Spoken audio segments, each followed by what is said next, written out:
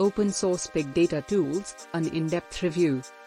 Open source big data tools are software applications that are freely available to the public, allowing users to access and modify the source code as needed. Why choose open source big data tools? One of the main advantages of using open source big data tools is the flexibility and scalability they offer. Organizations can customize and enhance these tools to suit their specific needs, without being tied down by proprietary software restrictions. Apache Hadoop is one of the most well-known open-source big data tools, designed for distributed computing and large-scale data processing.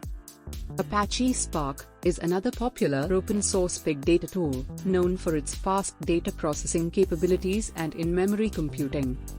Apache Kafka is a distributed streaming platform that is commonly used for building real-time data pipelines and applications.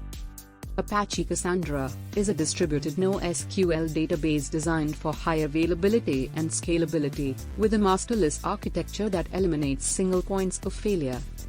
Apache Flink is a powerful stream processing framework that offers low latency and high throughput for real-time data processing. Space is optimized for fast random read and write access to large volumes of data, making it a suitable choice for real-time applications and use cases requiring low latency access to big data. Conclusion.